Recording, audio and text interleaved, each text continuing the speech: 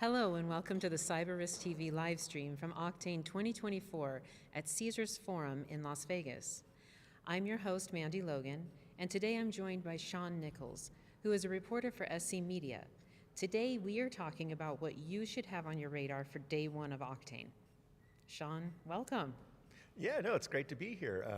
It's been good. It's been interesting process so far. But Has it really? So you arrived yesterday. Yeah, and registration was great. The Okta team was very helpful. I will say this to the audience: if you're going to a conference at Caesars Forum, it is behind Harrah's. It is not at Caesars Palace. Don't let my pain become your pain. But the team's been great. Okta's been great. I agree. I absolutely agree. Because I will say, for those who are used to attending conferences, I really enjoyed the actual registration process on site.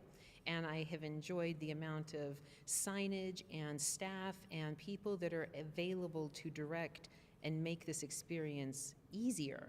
I even got to take advantage of their accessibility team in the weeks prior to arrival. I myself am a part-time wheelchair user, and I do travel with a medical alert and mobility assistance service animal. And both the venue itself here at Caesars Forum, but also the care and attention and availability of the Oktane team to help facilitate the ease of me being here has been wonderful. Mm-hmm. So my hope and dream is that it is the same experience for those who are just completely walking in and joining Oktane, maybe for the first time. I think this is a wonderful first-time experience for a security conference.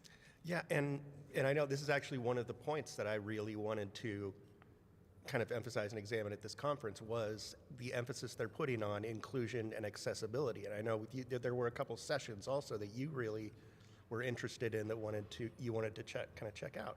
Well, there was. I mean, today, let me double check the time. I think it's this afternoon.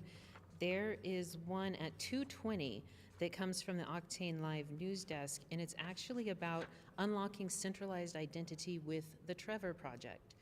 And this I took as part of really supporting diversity and inclusion because it highlights how Oktane partnered with a nonprofit called the Trevor Project, which has been around for a number of years now, and focuses on preventing suicide among LGBTQA+ community. And obviously, they are dealing with a lot of highly sensitive customer identification processes, and so I feel like that is such a valid and viable way to see how Oktane really partnered with them, and in that way is using technology to enhance the life of individuals who are impacted, but making sure identity is safeguarded just as those individuals need to be safeguarded.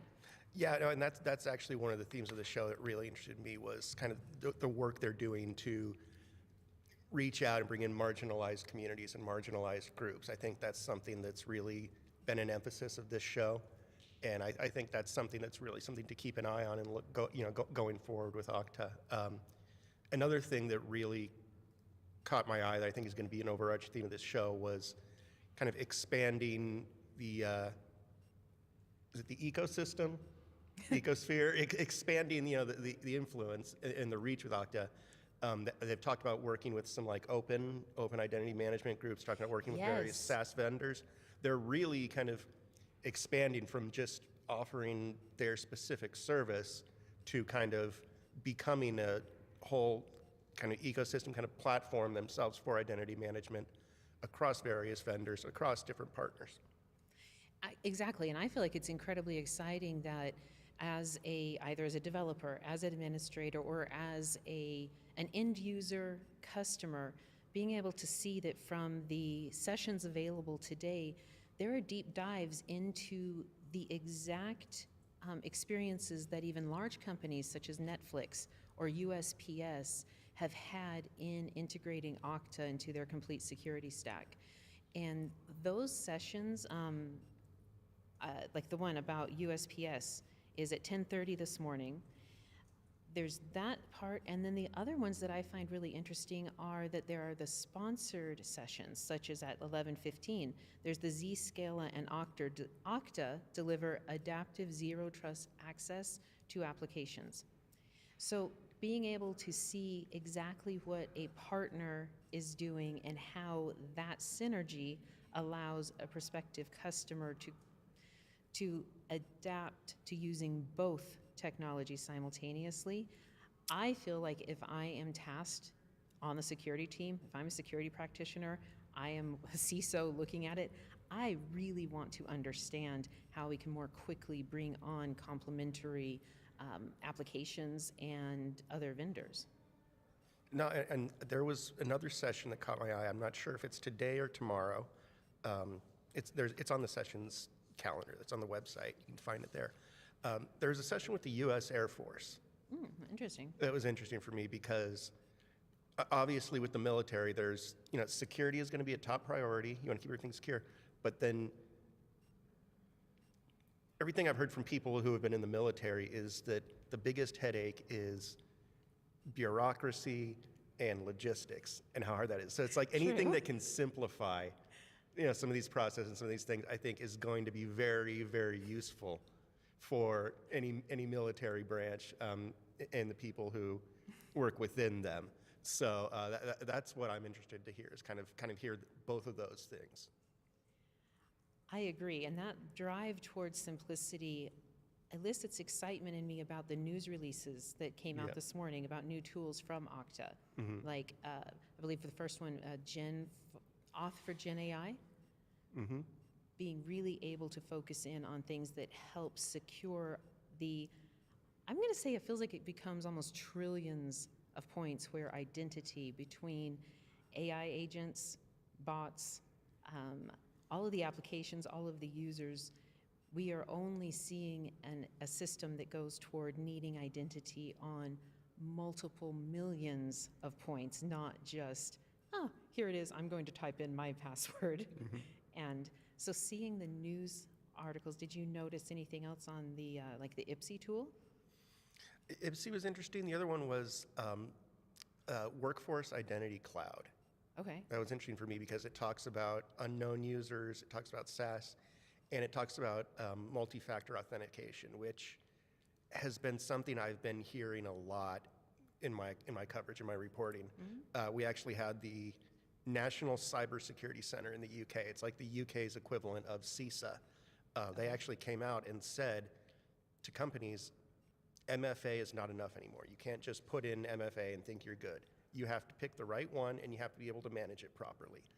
And when you're working with multiple SaaS clients and services, that can be a huge, huge problem because you don't know how good their MFA is, their authentication.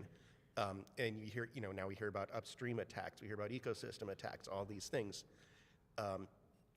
And so I think Okta addressing that is going to be huge. And I think that's going to be a big product and a big platform for them going forward, is kind of taking some of that worry about whether the MFA is good enough, whether it's going to fail, whether you're going to have a data breach because one of your SaaS platforms didn't do the right thing with security.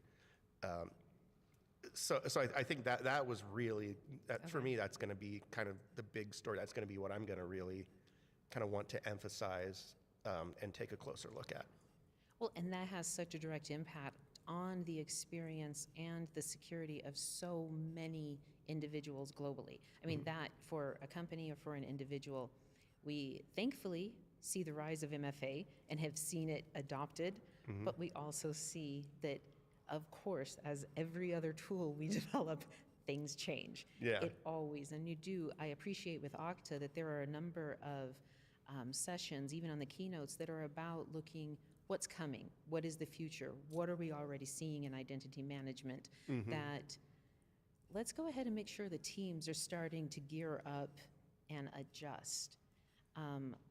And kind of going, let's say, a callback to times past, there was a session today at 4:30 that we both had zeroed in on. It's called Back to the Future, the Re-Emergence of Device-Based Attacks. Yeah, that one really caught, and I think because we're both like kind of security and hacking nerds, like, Yes. so like that was Oh, yes, definitely, hardware hacking and everything we would rather. yeah, Yeah. yeah, that's always fun, and I think and a lot of people, at this conference are going to share that. A lot of attendees are going to share that interest, and the fact that you can, go back to your employer and, justify that time spent by saying, no, this is going to have a real impact. This is going to be something that we need to reconsider and think about going forward. I think that's definitely a session to watch. Another one, because I think we both kind of attended this yesterday and it's airing today, was the keynote last night. Yes, I got to attend the keynote with Alex Honnold, who was the world's premier free solo climber. And it was amazing to see how we could take lessons he has learned from doing absolutely death-defying things. So free solo climbing is climbing sheer and sometimes even angled mountain faces with no tie-off, with no buddy, with no equipment actually assisting, just actually free climbing hand and foot. And his session, the keynote, one, I'm not going to spoil it because it is being aired today, and I highly recommend looking into that. There's also on Thursday, for those who are here in person at Oktane, there is a screening at lunchtime of an unreleased documentary, which apparently was a shock to him because he thought Disney Plus would not allow us to have access. So if you're here on site, that's an exclusive event that could be attended. And related to that, in the expo hall. Yes, we were just talking about this. In the expo So cool. hall is a rock climbing wall. And if you choose to participate in that, then funds are given to the Honnold Foundation for bringing sustainable electrical power to areas of the world that have no electricity at this time. Yeah. I found this interesting as well, that for this event, Okta decided against any sort of swag. So even though there was a very simple, beautiful check-in process, unlike the majority of security conferences, we were not handed a backpack or water bottles or socks or Post-it notes or anything like that. Instead, the entire budget for what would have been used on swag went directly to the Honnold Foundation, also for enhancing the availability of electrical power in areas that have none. Yeah, and I thought that's so cool because if you go to more than one conference a year, and as a reporter, I go to multiple, it's like you just don't want that stuff anymore. And yes, they donate it, but what kid wants a Oracle branded backpack to take to school? Like, it's just, no, it's just. We don't. We don't. So I feel that for today, there is a wealth of information, technical information. Like, I've got to give a shout out to Brooke and the training department for the hands-on lab experiences. They are going on multiple times throughout the conference. There's an admin track and a developer track.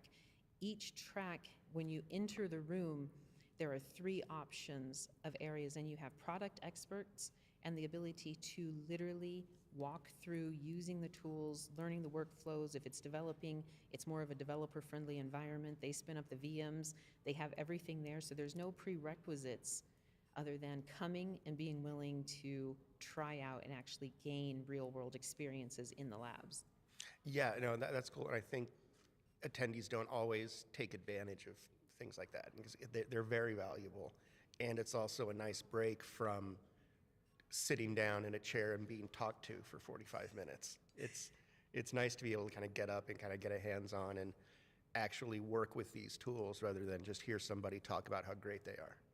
Very true. And to me, it was exciting because it brings to mind experiences using doing capture the flag events. Yes. There's an excitement and a thrill. And just like here, the on-site certifications that are offered, you can walk away going, I actually really achieved something that is, I can look at it and say it's done, where all of the other learning also elevates each individual. Yeah. But there is something great about the hands-on side. Absolutely.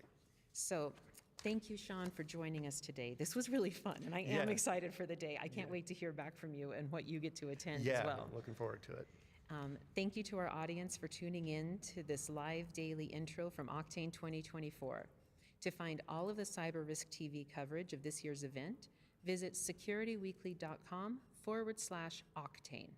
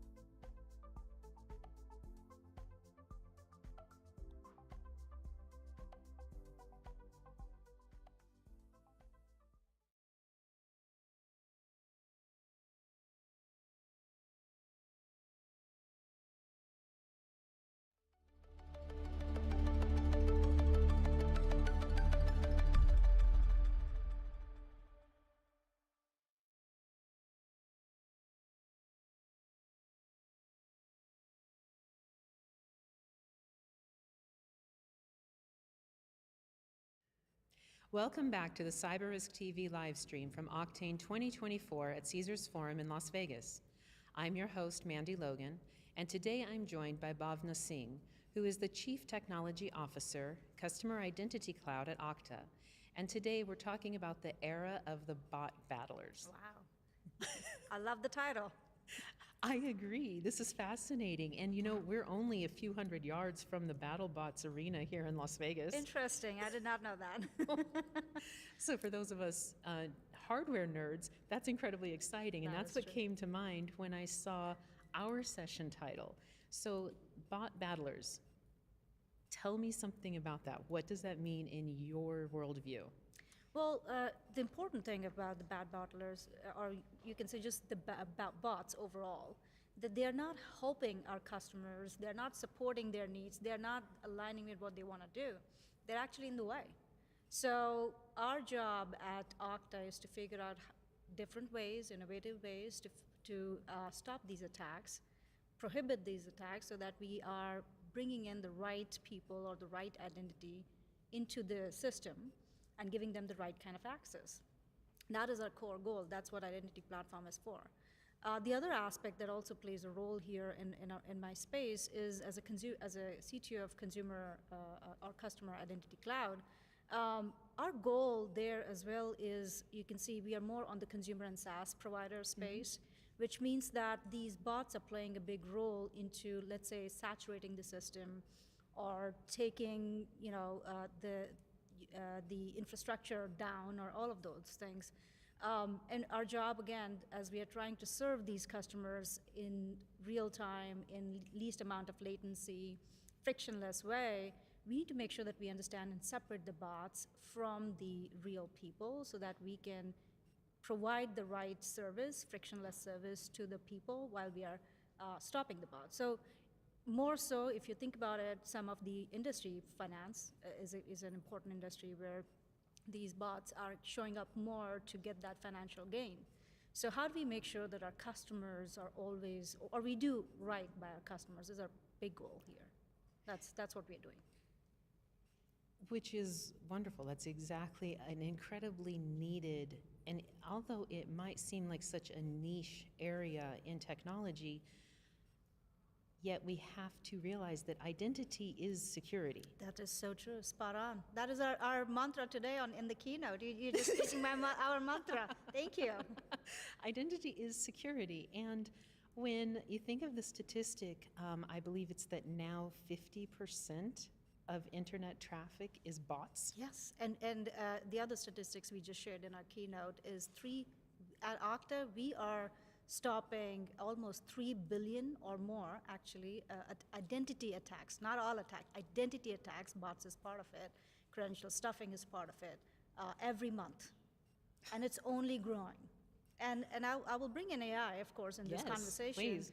AI is only going to increase that, capability, because with AI and the learning, in the right hands, it can do wonders. It's innovative. It can help the human and do the right thing. But in the wrong hands, of course, that's where the malicious activity or we need to protect our customers. That's where we are trying to do. So we're also going to announce today, later in our keynote, for customer identity keynote, what we are doing for making it easier for our developers and customers to build AI capabilities, but secure it from the ground up.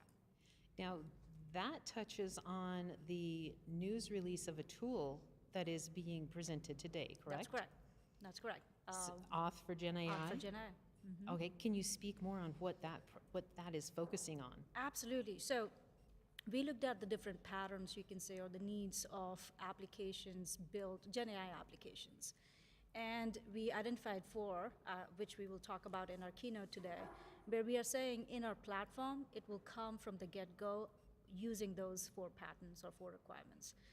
Starting with authentication itself, every AI needs to be authenticated. Only then it can start doing something on my behalf as a user. So making sure that the platform is authenticating, and we're bringing our platform to developer platforms such as Vercel or any other cloud platform there. LangChain is highly used, so we're going to make sure that it's integrated with it as well, to make sure that when developers are building using these technologies to build AI, security capability, authentication capability comes from the start. The second one is API. If AI has to work and integrate and speak to other AI agents, it is going to do that through an API. So how do we make sure those APIs are secure and the right information is shared across these APIs, right? That's important. And I would also add the third one, which is the key aspect is that as user, if you're asking your AI to do a certain task, it's going to be async. So when will that AI authenticate or verify itself? You are not going to, as human, not going to wait. That's the whole idea of just offloading your task. So how do we make sure that that async verification is happening without you being bothered and that it's done right? And lastly, I would say the data. AI is going to rely on your access, your information, or key sensitive data. So how do you make sure that that is fully protected based on which AI needs to be authenticated, when, and with what context? So those are all the things that we are working to build on this platform, and it will be available. We will start building our wait list, but we'll have developer portal. It will be on that. So very excited about that. That is incredibly exciting, and I am curious because my understanding was with, let me figure out how to word this, but as the tool is being implemented, there's an ability for the authentication of all of the APIs to continue in the background while also allowing a frictionless user experience that won't even understand that that is still going on, because it could still take hours or days. Absolutely. Absolutely. So you're spot on. When we are talking about the next generation AI, until now we have talked about productivity improvements for engineers or internal teams. We are now moving into AI into the products for customer productivity. We are going further. We are talking about consumers now. And how do we drive productivity improvement for you so that your mundane tasks like ticket booking or stock checking or all of that is done by, you can offload that task to AI so they can come to you at the right time and ping you, oh, this is happening, right? So to do all that, it has to happen behind the scene, which means your user experience is more of the information collecting or whatever else setting, right? But the AI is working behind the scene for you and then interacting with the human whenever it's the right time.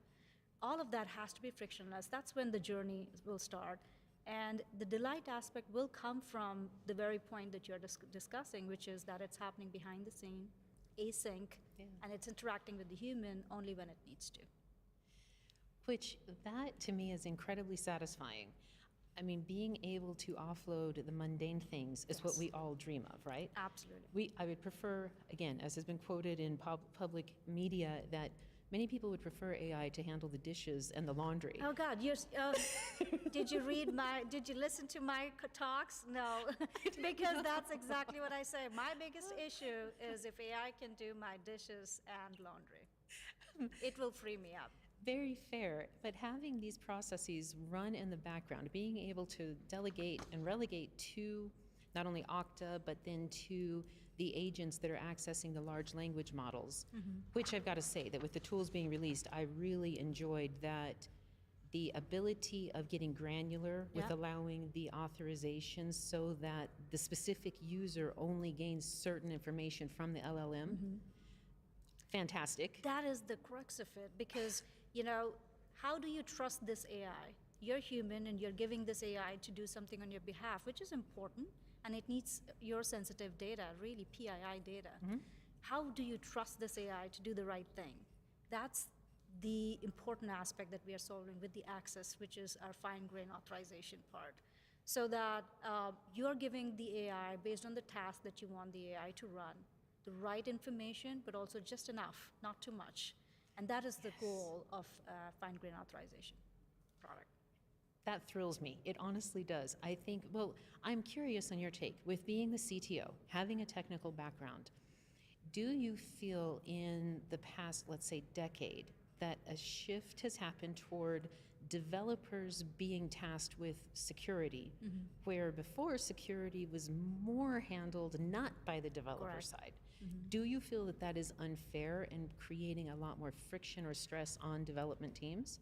Look, unfair is an open question. I wouldn't say anything is unfair because it's the job, right? And I would say security is very key part of any organization. It's top of mind for any organization. So as an engineer, whatever is top of mind for my organization is important for me to do.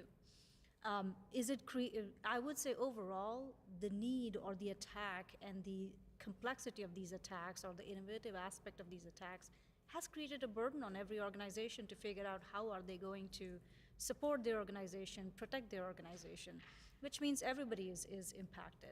So to speak to engineers working on security or the security is becoming a larger group's problem, I think we'd say that the saying is that security is everyone's problem now, right? We have to make sure that everybody's leaning in and helping.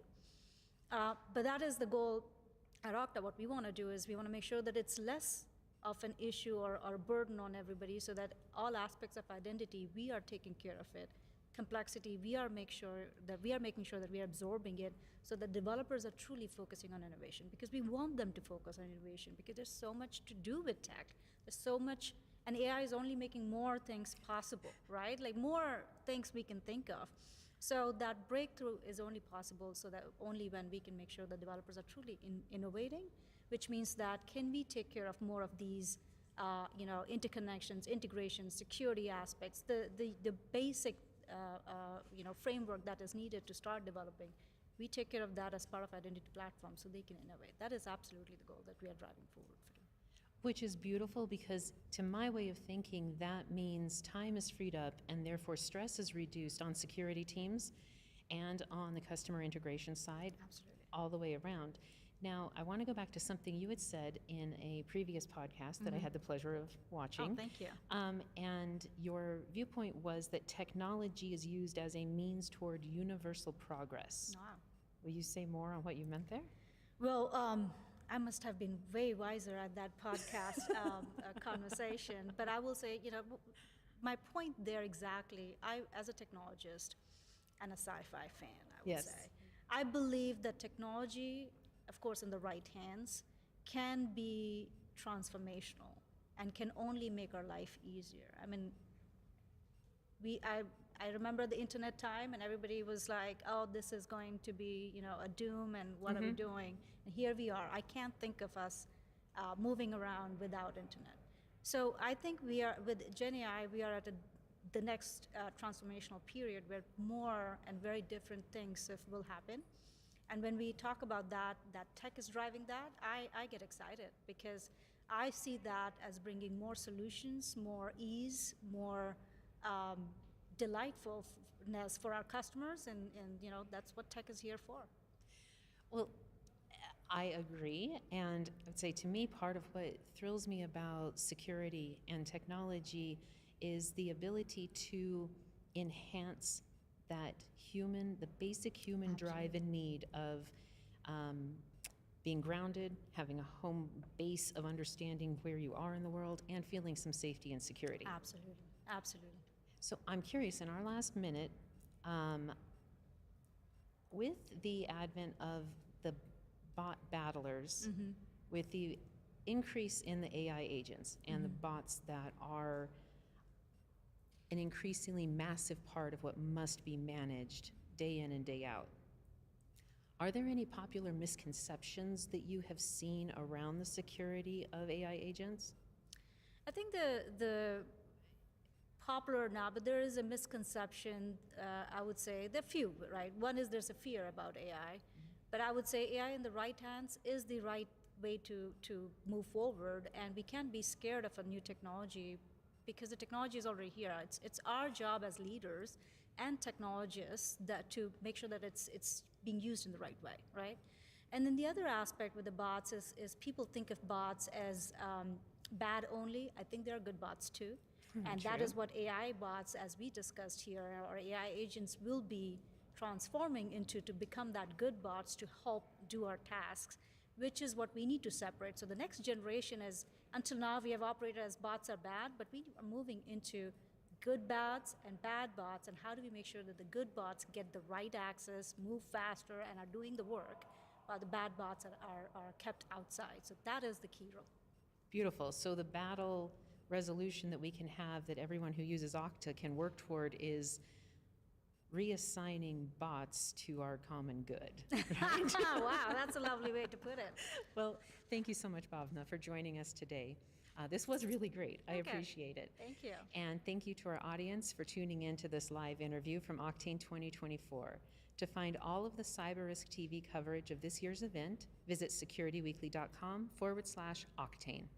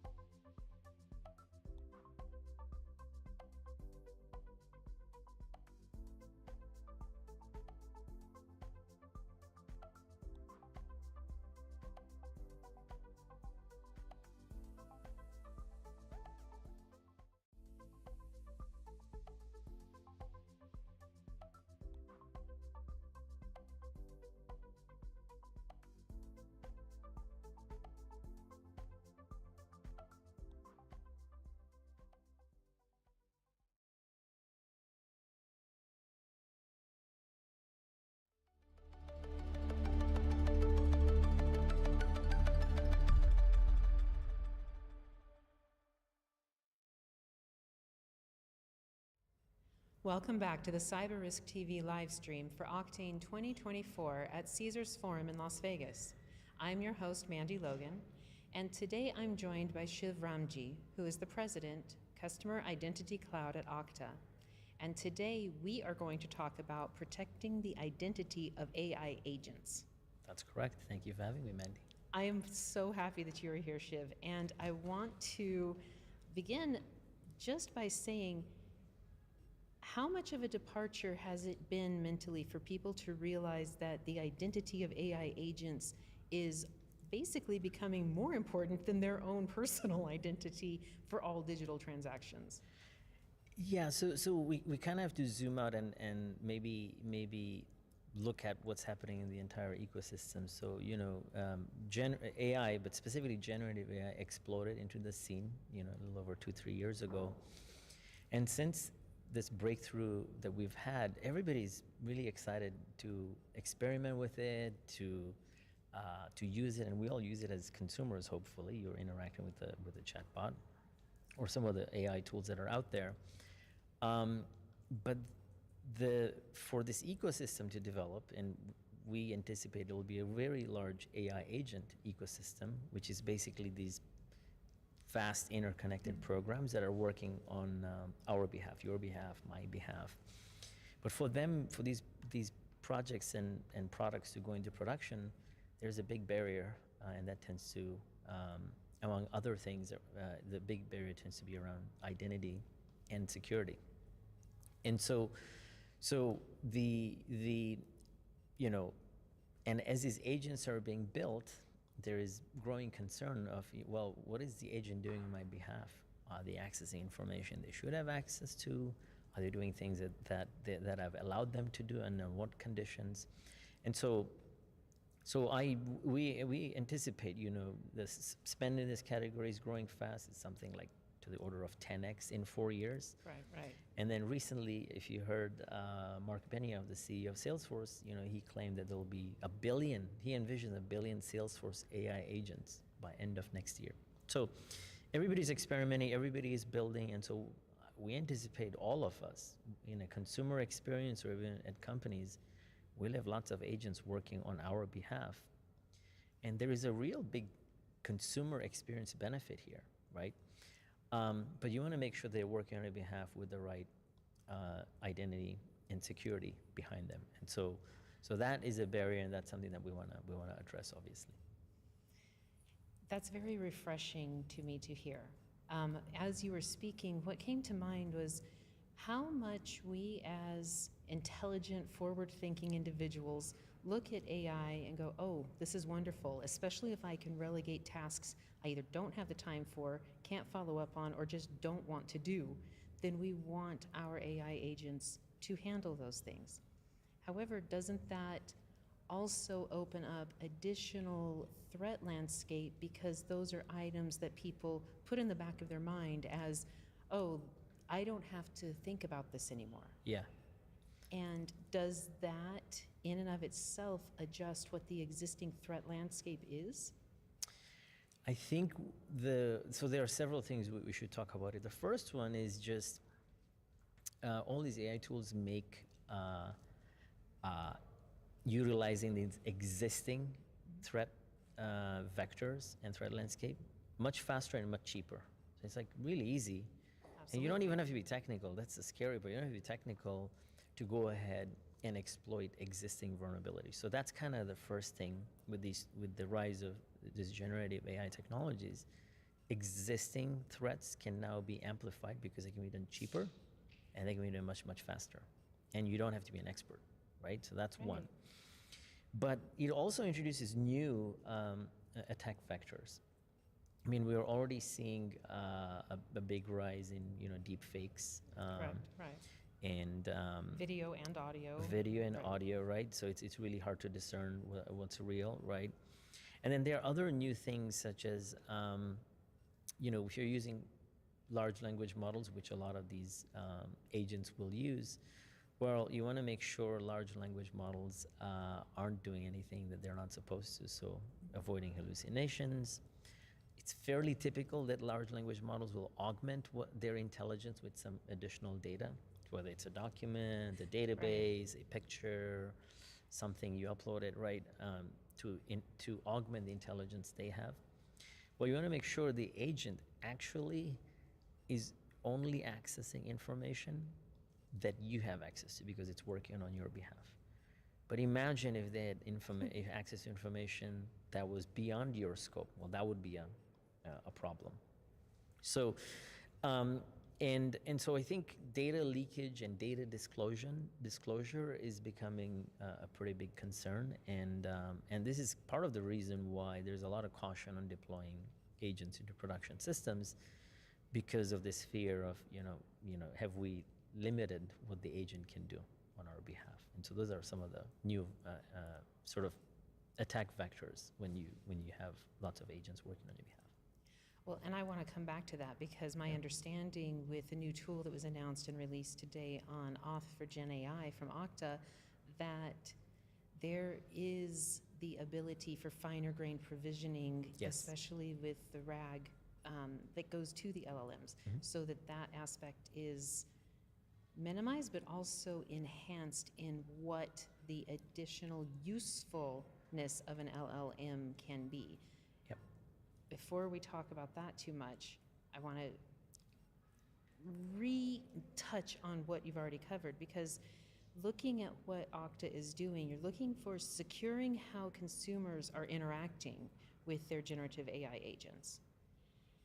But let's go to behind the scenes. On the flip side,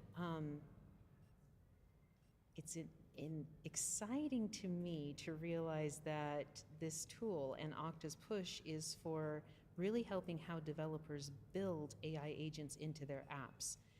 And do you feel that in the last few years, there has been such a large shift to developers now being tasked with security, where that was not the case in the past? Yeah, the trend that we're seeing is, we all are asking developers to deliver more, deliver faster, also make sure it's delivered within cost, on time, on budget. And now we're also burdening them with saying, oh, by the way, now you also are responsible for security. And I just think that that's a lot that we're putting on developers to go figure out on themselves. And by the way, developers are not security experts, right? No. Or identity experts. No, and as much as we all want secure by design, as much as we would love for every bit of security to be embedded from inception and it never be another thought, this isn't our reality yet. Exactly. So what we are doing with what we're trying to solve with Auth for generative AI, and I'll explain what the specifics are, but before, is that we want to make sure that we are providing these secure by default configurations and capabilities into the hands of developers, so that when they're configuring their applications using our products, they don't have to worry about security, and specifically identity security. So and I can go into what those 4 requirements are. The first one is just, in the world of AI agents, we're gonna still have to do authentication, just like we check for humans, right? We verify you are who you say you are. We're gonna have to do the same for agents, and that's where we have authentication services today to extend to agents. The second one is, we anticipate agents will be working on your behalf and on my behalf. And we are all limited by our human input into these devices, how much you can type and how much you can browse and scroll. But if you have an AI agent working on your behalf, you'll have hundreds of agents working on your behalf asynchronously. So, but they'll be interacting with APIs quite often. And so there is this notion of agents have to interact with APIs on our behalf. The third requirement is, well, all of these LLM models are augmenting their intelligence with additional data or input.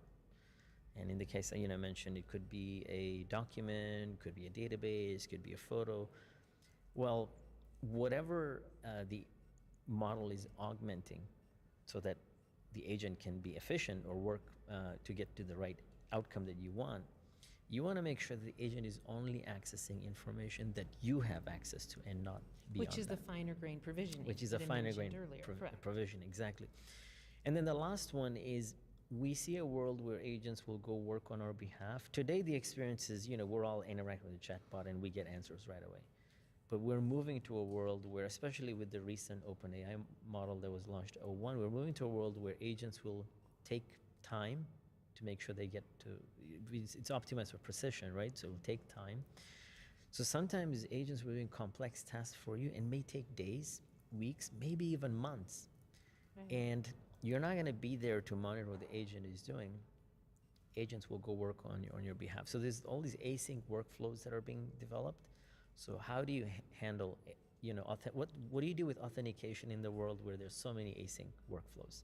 So these are the 4 core requirements, and Auth for Gen AI solves for all of these. It's a series of capabilities that helps you with agent authentication, helps you with securing third-party API. So what can an agent do with a third-party API?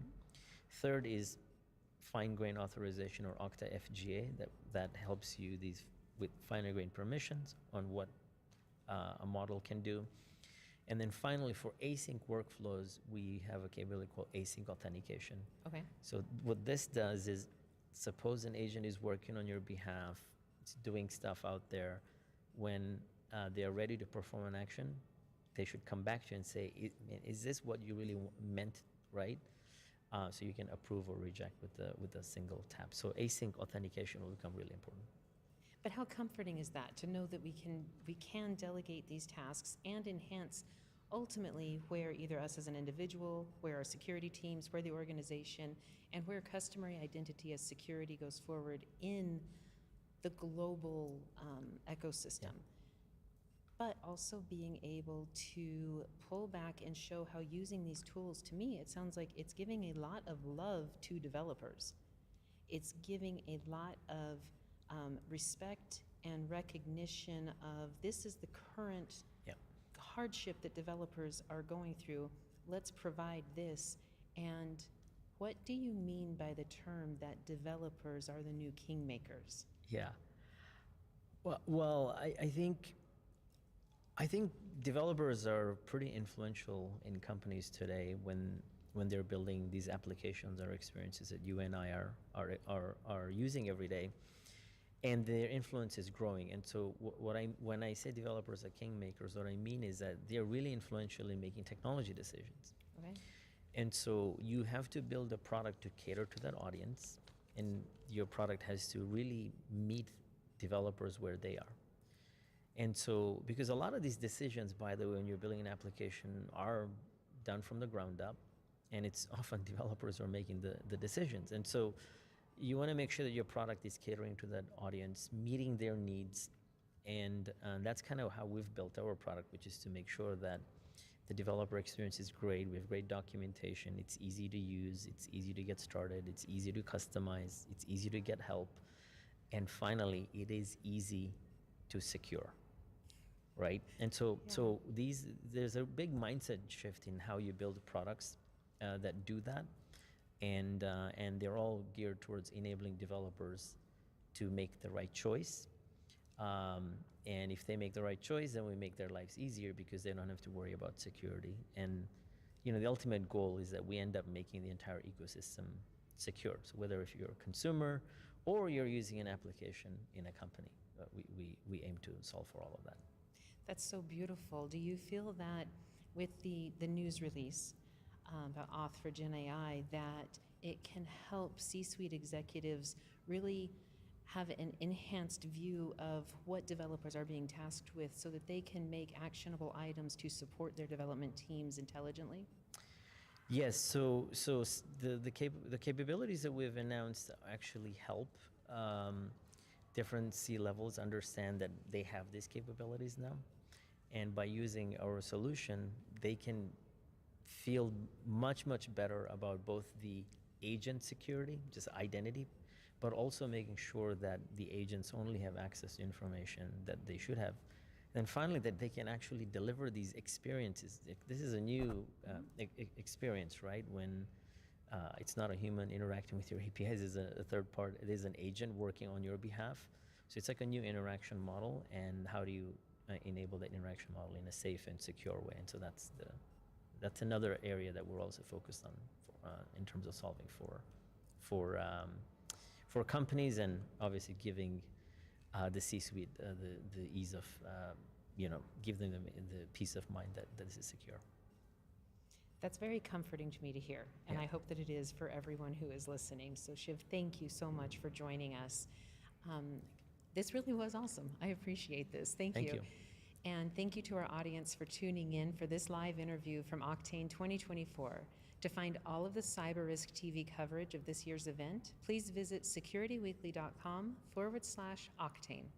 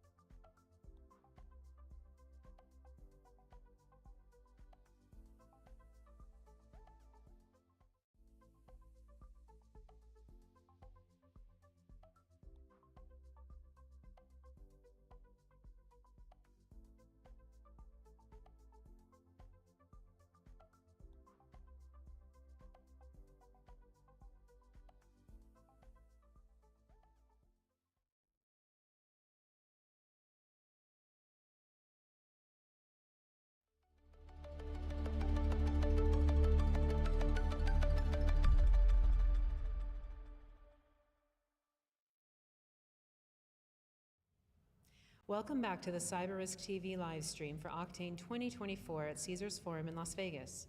I'm your host, Mandy Logan, and today I'm joined by Damon McDougald, who is the Global Cyber Protection Lead at Accenture, and today we're talking about implementing identity securely in today's hybrid work our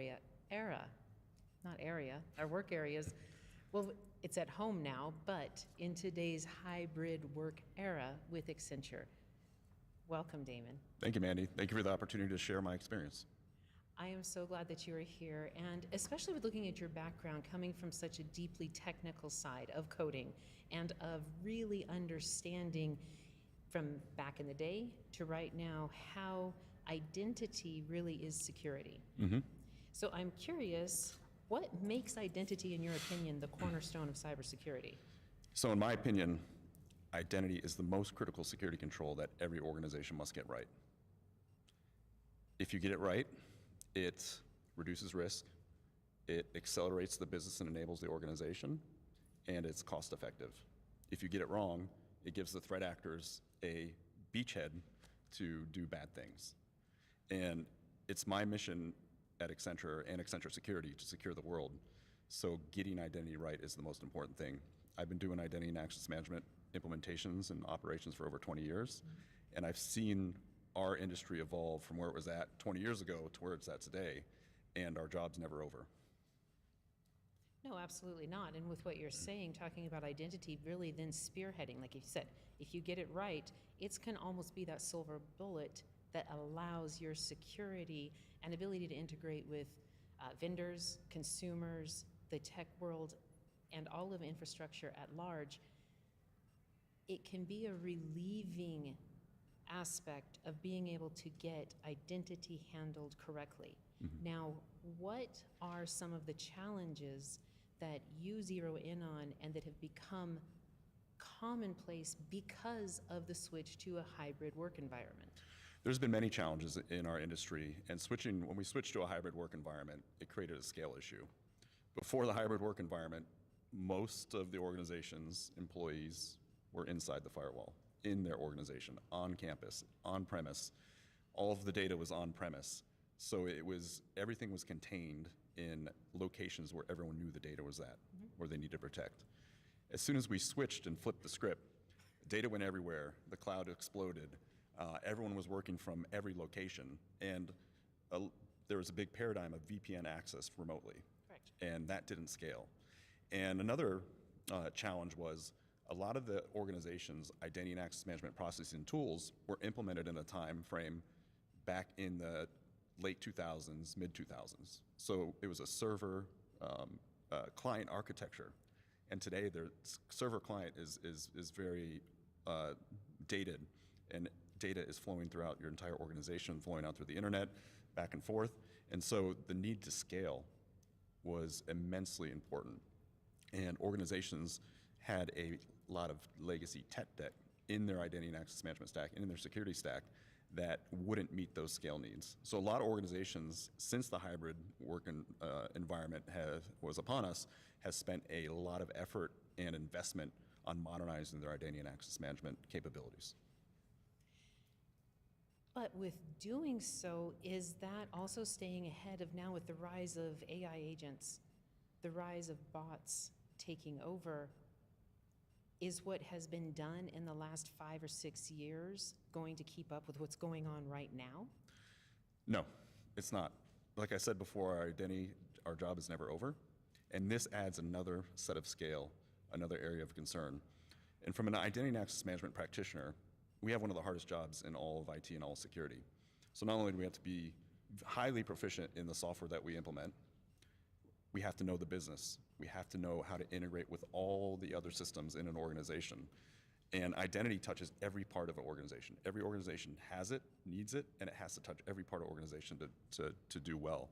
But it's not just the organization in one way, it's because it's also going to the vendors, third parties. You have identity requirements to be monitoring that are completely outside your normal ecosphere. Absolutely. You have an ecosystem, you have many different types of identities that make things a lot more complex. It's not as cut and dry if you're an employee or non-employee. And AI agents are coming. And AI agents are going to have goals and tasks they're going to complete their work, and they're at a point in time right now where they're very single-threaded, but they're going to become smart and autonomous enough where they're going to be able to understand if I can't do my job or complete my goal doing the happy path, I'm going to figure out the path around it.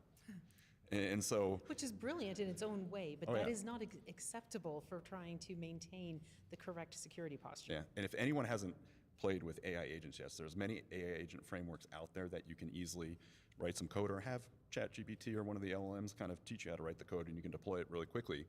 I did a very simple exercise where I created 2 AI agents. One was a procurement agent, one was a software sales agent. I gave them parameters. I said, procurement agent, you want to buy for this amount of price, $500. Software agent, you want to sell for $1,000. But if the procurement comes back and says we can only do so much, you can descope your modules. And I let them go at each other, and they would round robin talk to each other. I told them they can talk with each other five or six times. They figured out how to negotiate with each other or walk away, just with a simple set of text instructions. Right there, that demonstrates just power of how they can complete their task. And how that applies towards the future is that we're going to use AI agents to build software. We're going to use AI agents to run infrastructure. We're going to have AI agents to run organizations. All of those AI agents are going to need identity. They're going to need access.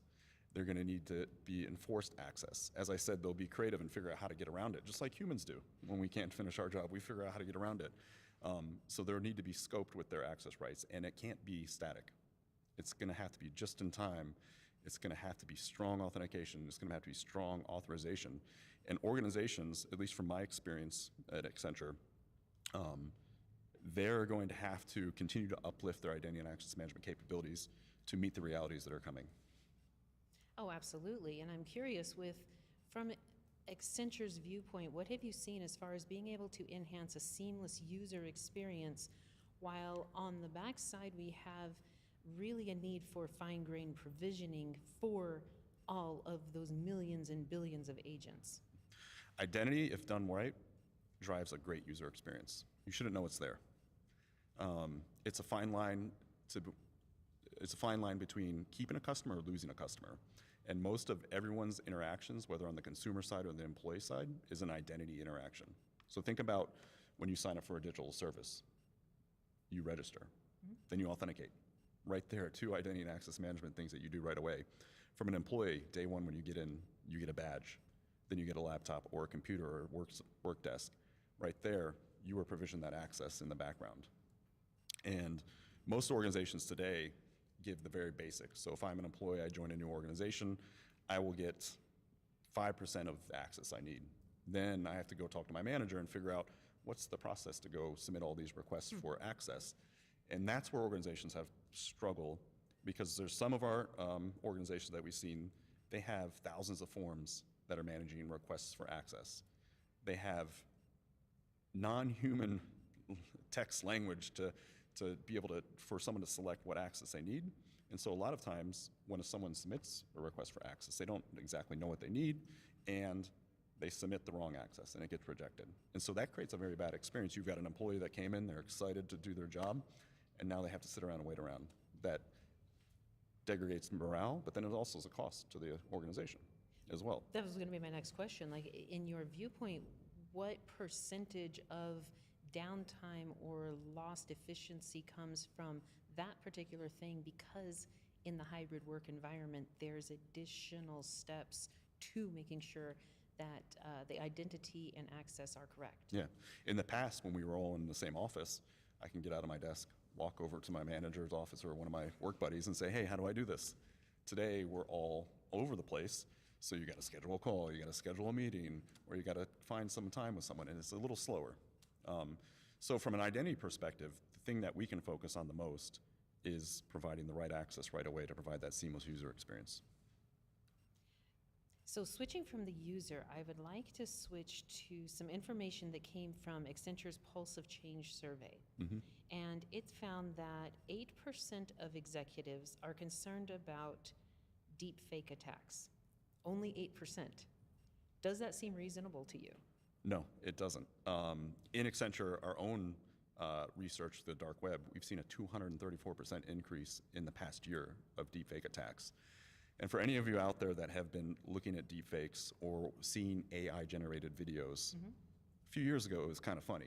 You would see some of the videos out there, and you all can Google them, but there's certain videos out there that the hands are crazy. Exactly, I was thinking. There's a Will Smith eating spaghetti video, and it's really crazy. And the models are so powerful now that when you look at generated video that's coming out now, it's very hard to discern reality from fiction. And it's even going to get better. So our ability to detect via our eyes is going to fail us pretty soon. And so deepfakes is the next wave of attacks that are coming that are going to be easy to do. It's cheap to do. There's readily available software out there. There's instructions. It's not hard to figure out how to create a deepfake video. And we've seen organizations impacted already on deepfake attacks. And so what's really important, and we worked with Accenture Song and Accenture Security. We collaborated together, and we created a training called First Aid that's publicly available as of a few weeks ago. And what we want to do is we're making it mandatory for all Accenture, almost 800,000 employees at Accenture, to take. We are sharing it with all of our clients and customers, and it's also for public use. And it shares a few things. It shares educating on what are deepfakes. If you know what it is, then you kind of understand what to look for. It shares what to do if you're impacted by a deepfake, and it shares some of the training around it. So organizations should educate, they should have processes in place, and they should have tabletop exercises. So if it happens, what to do, how to react to it. Right. Like if you fail to plan, then you plan to fail. Exceedingly true. Where we would prefer as security professionals to always be more of the Eagle Scout version of being prepared. It happens, but sometimes we're moving so fast, and there's so many shiny objects from a security professional and an organization standpoint. Sometimes it's hard to keep that focus. But we believe that that this is important. It's coming. There's software that's being created to detect deepfakes, which is going to be hugely helpful for organizations. Well, on that, will you, before we began recording, you were mentioning some other things that you have definite strong feelings about in the impact that the rise of generative AI agents will have, not only in the hybrid work environment, but primarily in all work being done for all corporations globally. Will you go back and share more on your viewpoints for what is coming? Yeah, what I've shared before is kind of just a window, is that these organizations will use AI agents to do the everyday job that humans would do. Marketing, sales, operations, even software development. AI agents, they're getting very proficient now, and they're going to continue to evolve. And I can see organizations moving to using a lot of AI agents to run their business. And right now, there's no regulation against AI agents themselves, but I can foresee that there could be regulatory requirements that organizations will have to manage the access and show how their AI agents received or got their access and how they're enforcing those accesses and those policies. And so back to the important point of having a modern identity tool that can scale to those realities and has capabilities to handle AI agents is so important. So all the identity practitioners listening right now, that is something that we should all skill up on. AI agents, generative AI, those are skills that are necessary for us to be able to keep the world safe and secure. Beautiful. Damon, I really want to thank you for joining us today. And for all of us who are tuning in to this live interview, please go to securityweekly.com/Oktane. You can make sure to receive all CyberRiskTV coverage from this year's event.